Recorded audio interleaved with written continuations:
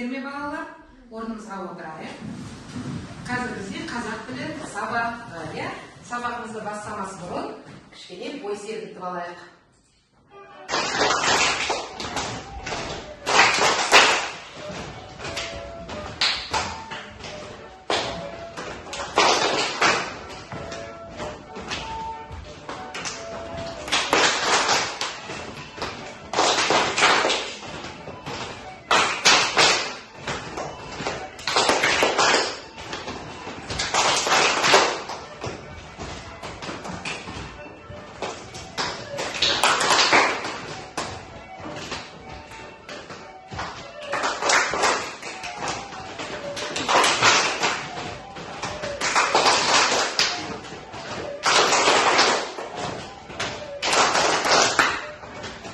Бірінші тапсырма семантикалық картамен істейміз. Әрқайсыларың осыны толтырып шығасыңдар. Қалапсақтармен істеуге болады.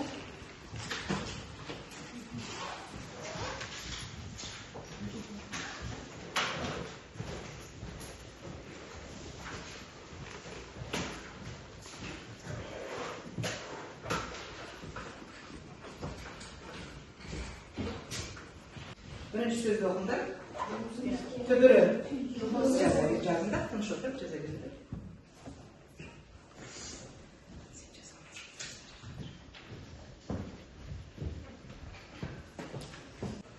Бүгін сабақта өзімізді бағалау үшін біз мынандай ұялы телефонды қолданамыз, иә?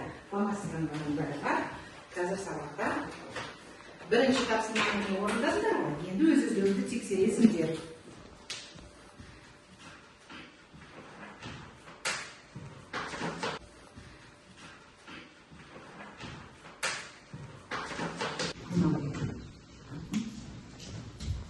Аттарын фломастермен жазыңдар. Аттар сендерге көрініп тұр ма тақта?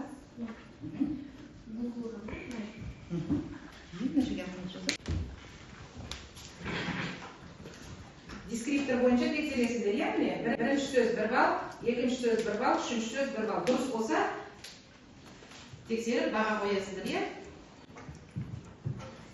Так, ал енді біз не істедік жаңа балалар? Қол көтеріп жауап берейін. Не істедік?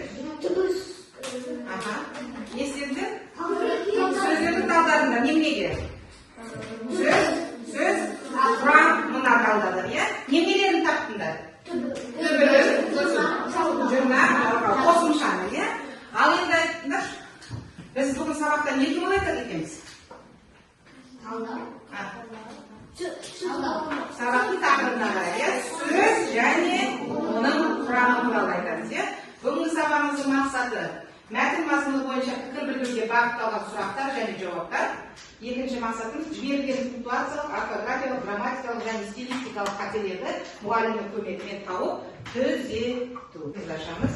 Бүгінгі күнді жазамыз. Мамырдың 14-і сынып жұмысы.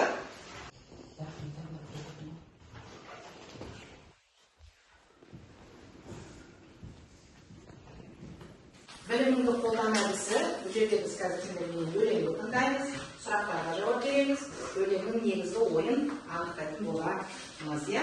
Ал тыңдайық өлеңді. Ана тілі деген өлең. Барлық тілді үйренерсің сен әлі, жігіт болып саналы. Қайда жүрсен өз еліңді ұмытпа, өз еліңнің туын көтер жоғары. Мен анамды ұғындым деп мақтанам, тілін білдім, жырын білдім сақтаған. Өз анасын сыйламаған пақырлар, отанын да сыйлап көрген жоқ балам. Ұлым менің, бұл сөзіме бағарсың, жанар кезде өзіңде от боп жанарсың. Менің қазақ жүрегімді ал, тілімді ұқ, ал басқасын өзің тауып аларсың. Бұл өлеңнің авторы кім екен?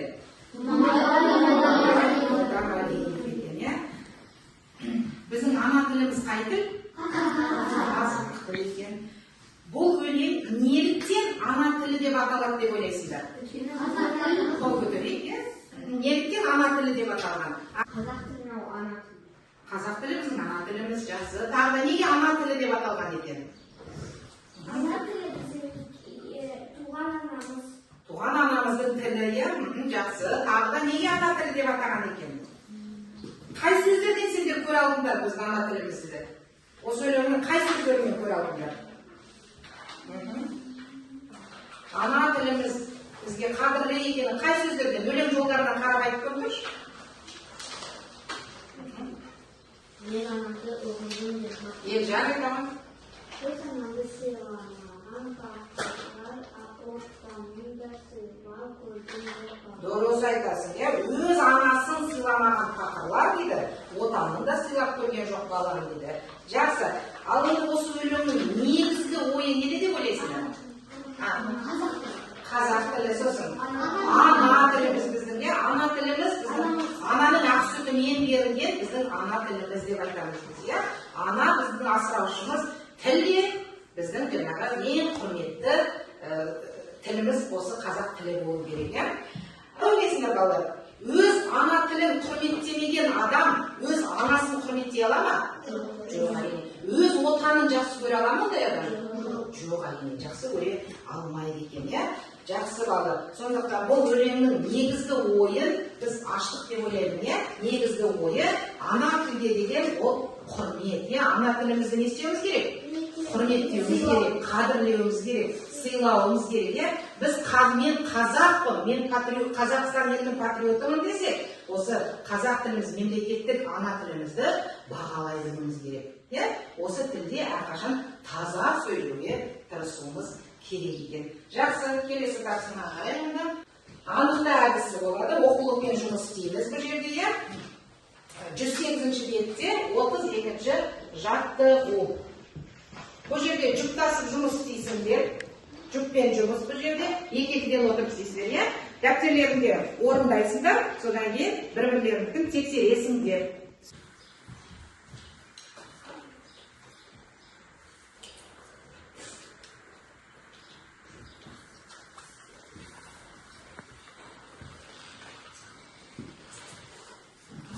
Жазып отырыңыздар сразу. Ақылдаспаңдар ма? Жазып отырыңыздар.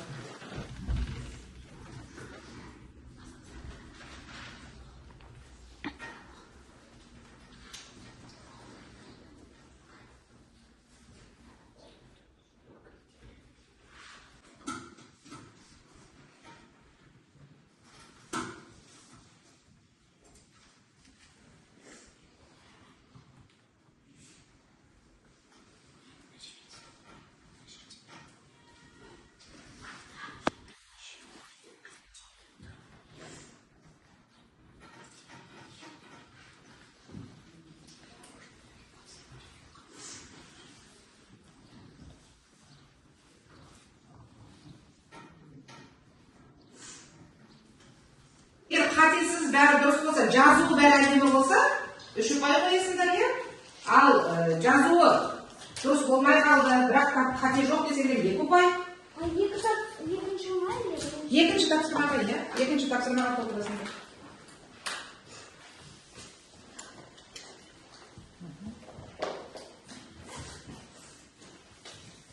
Болдық па, бағаладық па?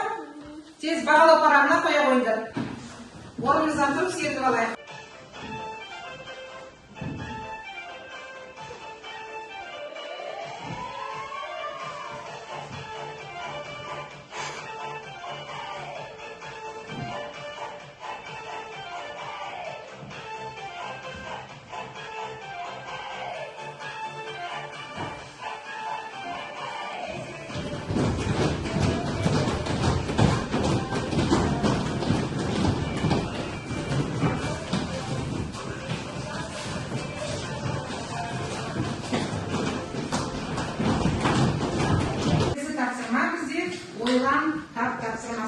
Қазір нәтижелесіндерге мынадай қағазда таратам. Тура мағынасы, сосын ауыспалы мағынасы. Мына сөйлемдерді оқисыңдар да, қай жерде тура мағына, қай жерде ауыспалы мағына. Соның жанына тұсқанатын немесе плюс-минус белгісін қоя саласыңдар. Білеміз ғой, тура мағына, ауыспалы мағына. Егер тура мағынада екеуінде тапсаңдар, ауыспалы мағынада екеуінде тапсаңдар, онда 2 ұпай бересіңдер. Қатарға шығып орындайды, дұрыс табатын болса, сол өзіне 1 ұпай қояды. Түсінікті ма? Jurnal ve cevaplarga байланысты. Міне мына жерде түбір сөздер тұр. Ал мына жерде жұрнақ жауап. Сендер әке сол түбір ішке түбір сөз байланыстыру керексіңдер. Түсінікті ма? Аяулы келе ғой, өздеріңіз сөз таңдап алыңдар, қай сөзге бар? Сендер қарап отырыңдар, дұрыс па екен, жоқ па екен? Қане? Өзі таңдап алады, да? Қандай сөз болды? Малшы балалар. Түбірі. Мал. Қосымшасы ш. Ол жұрнақ па, жалғау ма? Малшы. Жұрнақ, дұрыс. Өзіңе бір ұпай бер. Так, ал түбірі. Ер қосымша ол жұрнақ па, жалғау ма? Жұрнақ.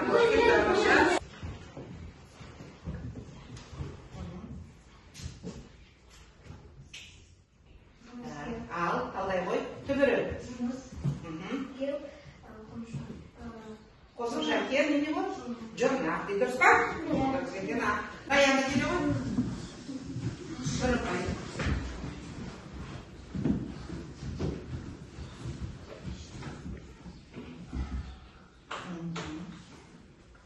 Так, ал талдай қой бұл жаққа қарады.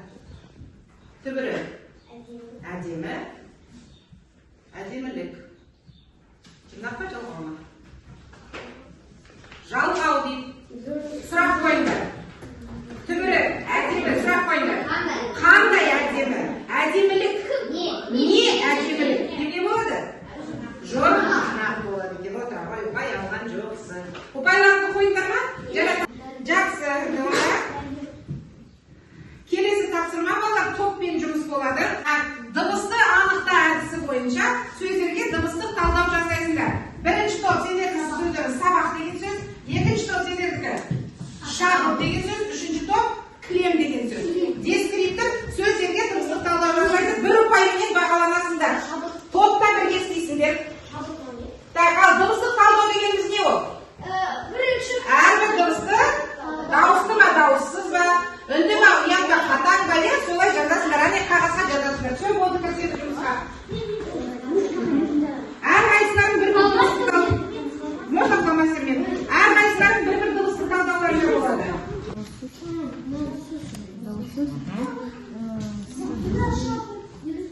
Ал, талдандар.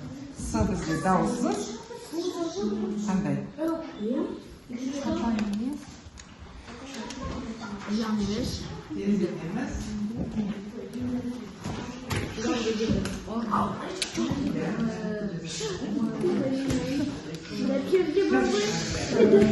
Dağılsız.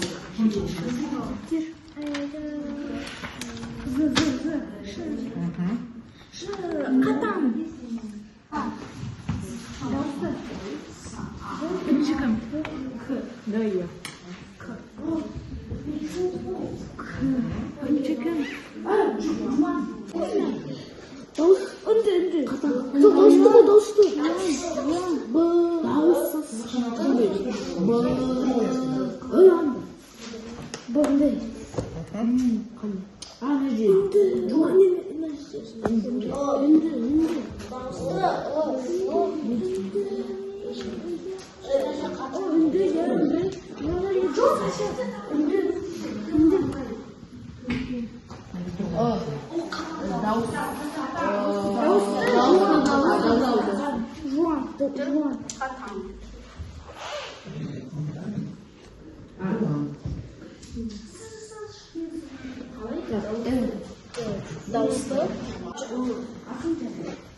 Juan? Ya,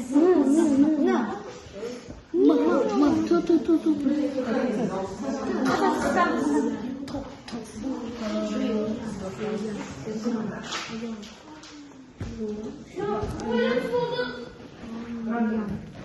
Nasıl sabahında? Aklım kapan. Canlı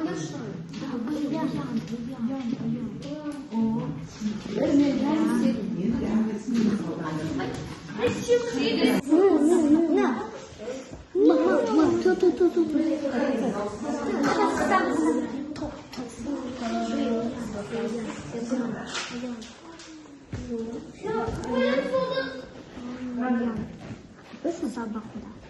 ақын қыз апам жағында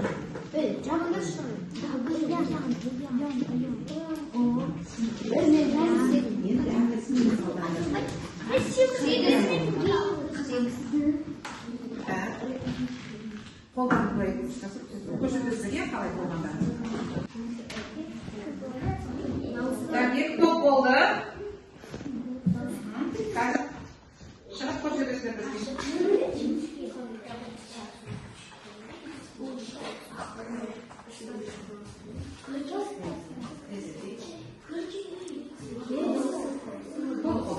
Қандай сөз болды сендерде? Шабыт. Жұттың да қалай? Так, ал бірінші дұрыс сен айт. Ш. Дауыссыз қатаң. А. Дауысты. Беранаған. А. Дауысты жуан. Келесі. Б. Дыбыссыз үнді. Дыбыссыз? Дауыссыз. Дауыссыз. Сендер тыңдап отырыңдар, дұрыс па жоқ па? Б үнді дейді. Б үнді дейді, дұрыс па? Жоқ, қандай бізде Б? Ұяң. Вот әне. Так, апай.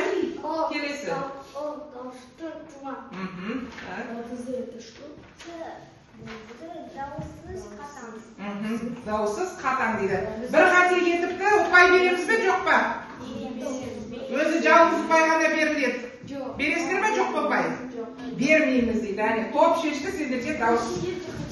5 тағары, 5 дыбысты соны талдай алмадыңдар дұрыстап. Ал кеттік. Қандай сөз сөйледі? Сұрақ аламыз тезірек. Ағам сабақ дейді. Ал бірінші сөз. С. Дауыссыз қатаң. Қ. Дауыссыз қатаң. Өй. А. А болсыңдар. Екінші. А. Дауысты жуан. Үшінші. Б. Дауыссыз ұяң. Так. А. Дауысты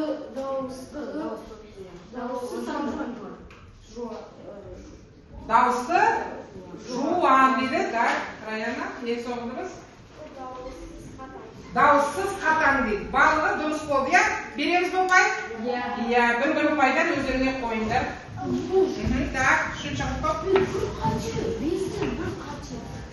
Қателеспеу керек еді, өзі бірақ ұпай беріледі әлі сендерге. Так, ал қандай сөз? Кілем деген сөз. Ал тыңдайық, дұрыс қалдады ма жоқ па? Дауыссыз қатаң. Дауыссыз қатаң дейді, дұрыс. Дауысты жіңішке. Дұрыс. Л.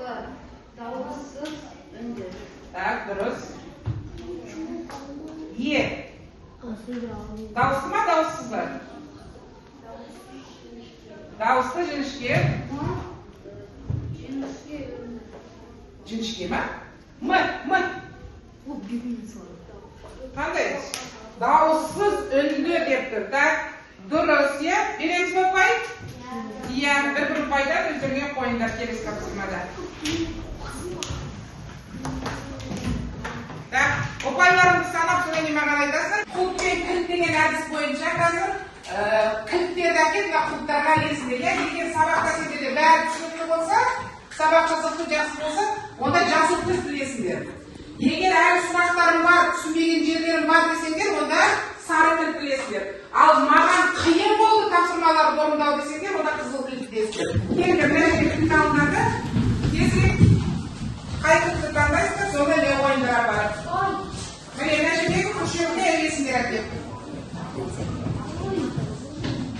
Тезірек.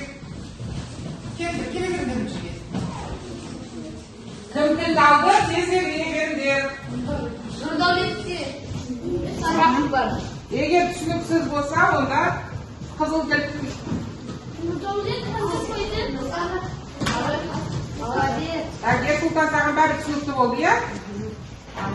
Тез-тез тезірек қойыңдар.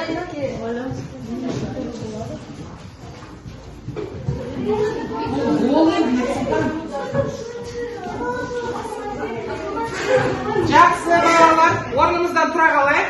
Орнымыздан. Сабақ үшін рахмет сендерге. Сабақ өте жақсы өтті деп ойлаймын. Мақсатымызға жеттік бізге. Түбір сөз, қосымшаларды ажырата білеміз де, жұрнақ жалғау қай кезде екен, бірақ кейбір балалар әлі шатасып жатыр екен, қайталауымыз керек екен. Рахмет сендерге.